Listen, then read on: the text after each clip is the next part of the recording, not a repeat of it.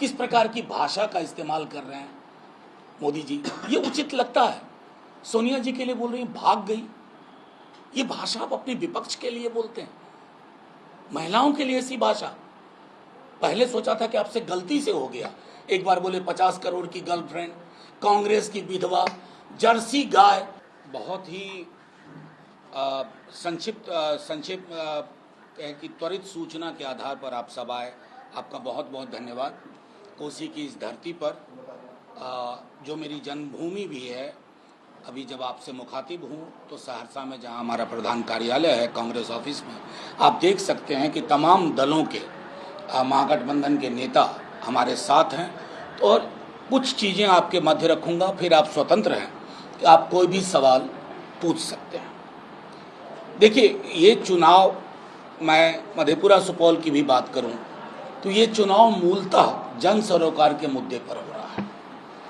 तेजस्वी जी एक परिवर्तन पत्र लाए। ये परिवर्तन पत्र आसमानी मुद्दों की बात नहीं करता है, ये मछली मटन मोतियाबिंद की बात नहीं करता, मंगलसूत्र की बात नहीं करता।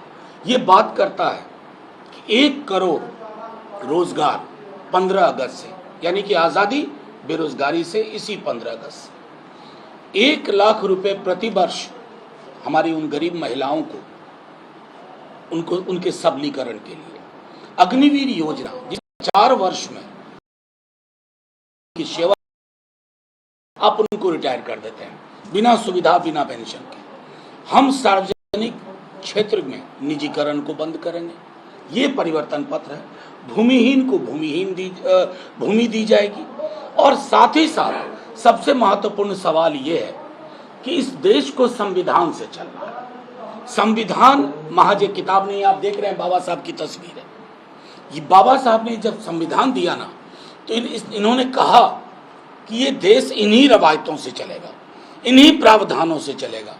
प्रधानमंत्री जी की पार्टी के जो सांसद प्रत्याशी हैं वो कहते हैं कि हमें बहुमत दो, संविधान बदल देंगे। संविधान बदलने का मतलब क्या होता है?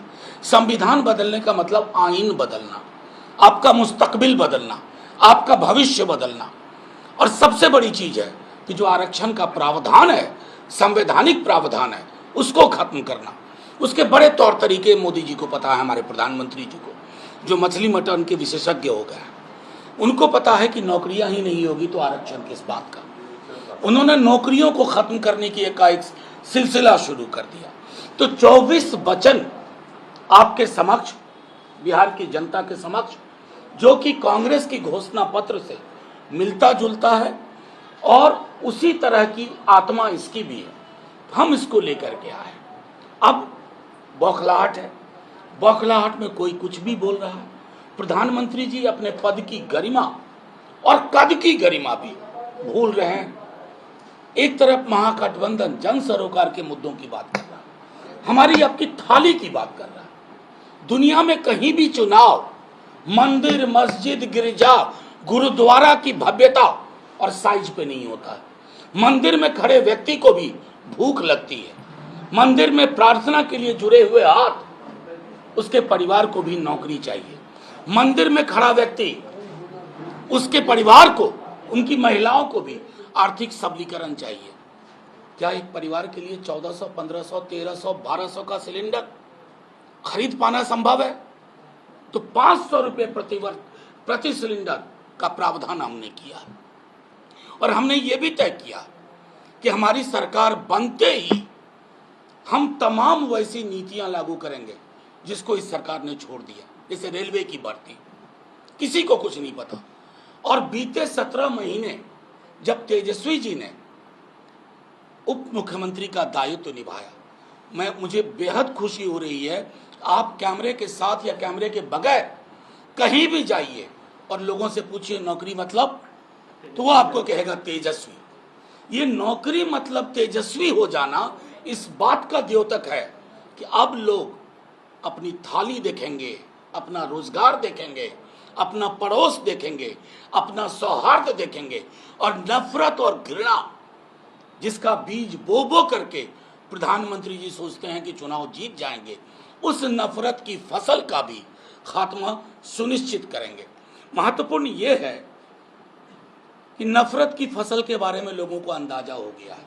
मैं बार बार कहता हूँ कि मुसलमान इंडिया पाकिस्तान किए बगैर हमारे भारत के तथाकथित यशस्वी प्रधानमंत्री पार्षद का चुनाव नहीं जीत सकते, पार्षद का चुनाव नहीं लड़ सकते।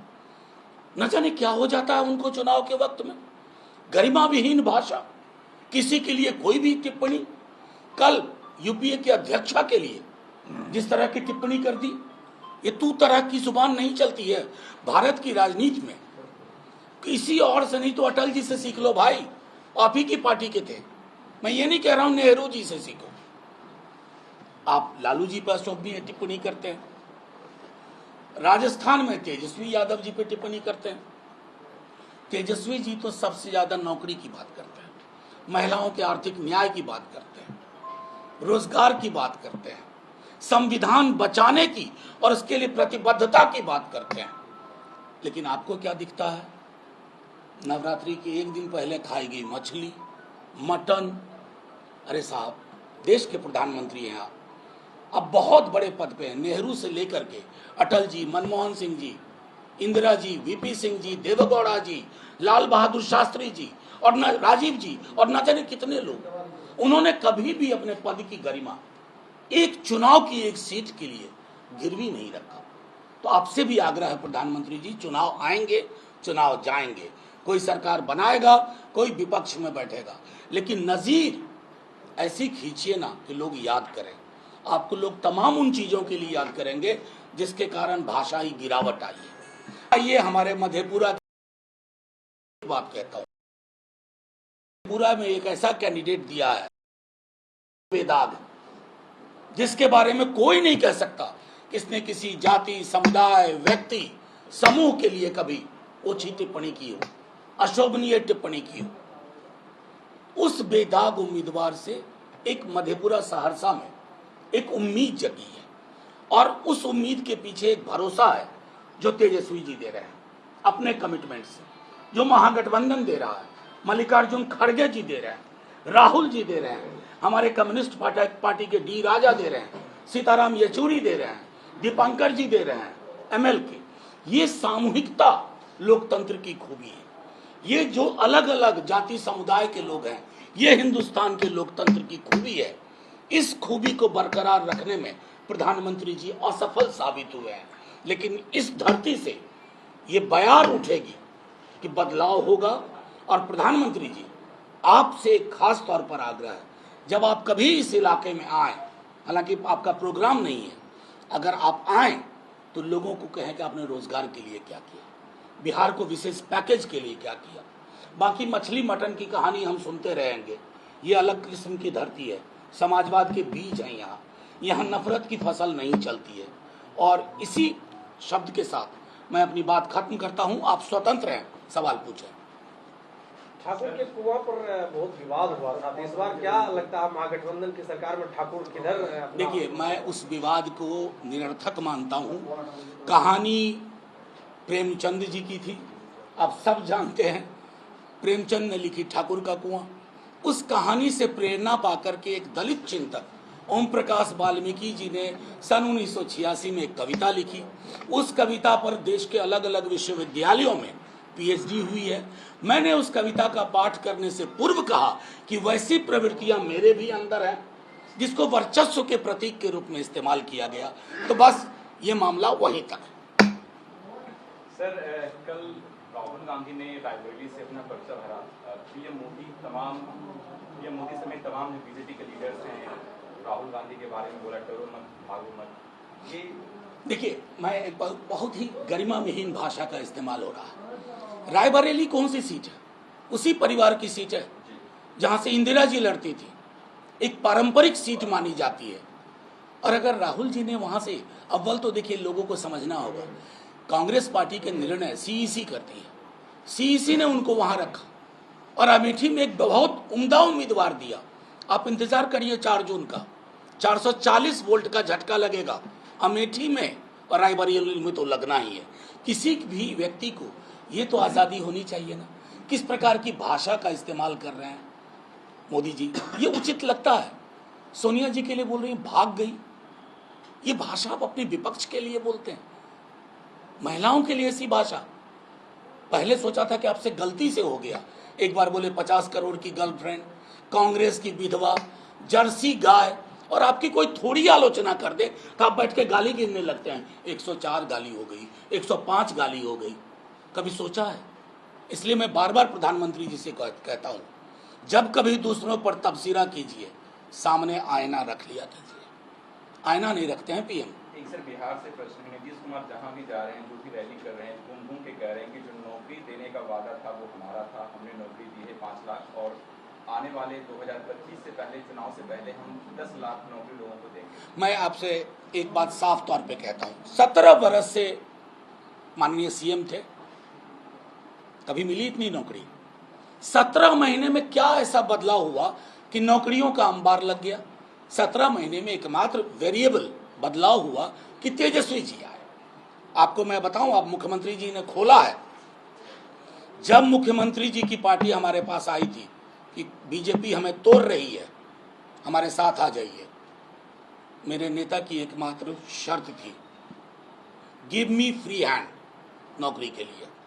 मुझे पूरी आज़ादी दो कि मैं कैसे नौकरियां अलग अलग महकमों की कंपाइल करूं और एक साथ घोषणा करूं। कोई नहीं इनकार कर सकता अगर ये सवाल आप उनसे पूछ लें। और वही मैंने कहा कि 17 बरस आप थे, 1.5-2 लाख भी नहीं था। 17 महीने में जो बदलाव आया, छोड़िए उसका क्रेडिट तेजस्वी जी थोड़े ही मान रहे हैं। मैंने तो कहा कि गांव जाइए, पूछिए नौकरी मतलब, किसी भी गांव जो हमारे हमारे पारंपरिक वोटर भी नहीं है, आप समझ रहे हैं मैं क्या कह रहा हूं, वो भी कहेंगे नौकरी मतलब तेजस्वी। बीजेपी के सपोर्टर, बीजेपी के वोटर, उनके परिवार में नौकरी मिली है, मैं गारंटी देता हूं उस तमाम लोग, उनका परिवार हमें वोट करेगा। जब पप्पू यादव की पार्टी और पप्पू यादव से यहाँ डीएम को समर्थन कर रहा है, उससे क्या असर पड़ेगा? देखिए, वो स्वतंत्र लड़े, उनका विवेक है, वो लड़े हैं, और उसको इसके बारे में मुझे कोई टिप्पणी ही नहीं करनी।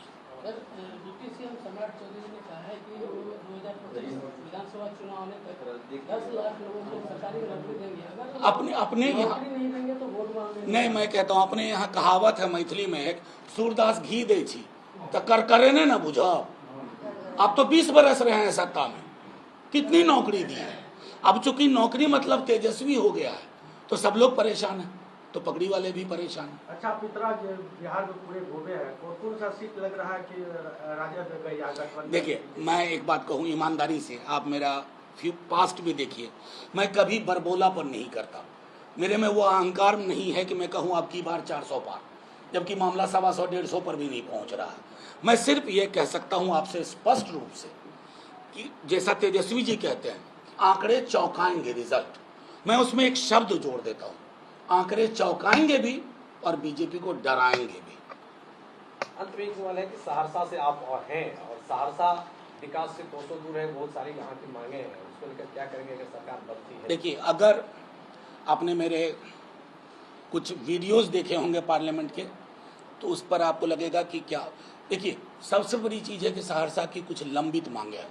मुझे बेहद दुख होता है कि जब मैं बगल में सुपौल देखता हूँ, सुपौल परिवर्तित हुआ है काफ़ी, सहरसा एक तरह से, उसको अंग्रेजी में कहते हैं टाइम वॉक, उसमें बंद सा हो गया, उसको खोलने की कोशिश होगी। और मैं कहता हूँ लोकसभा चुनाव के नतीजे के बरक्स फिर विधानसभा का चुनाव बहुत जल्द होगा।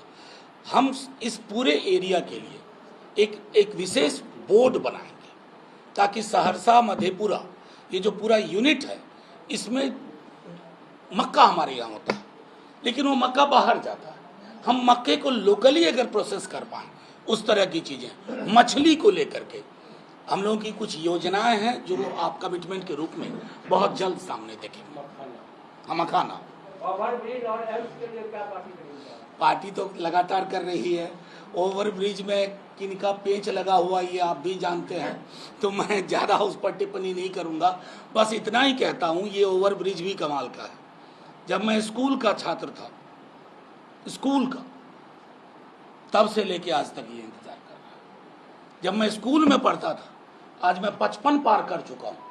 ओवर ब्रिज जैस का तस है, लेकिन मौका दिया जाए, कम से कम हमारी सरकार जुमलेबाजी नहीं करेगी।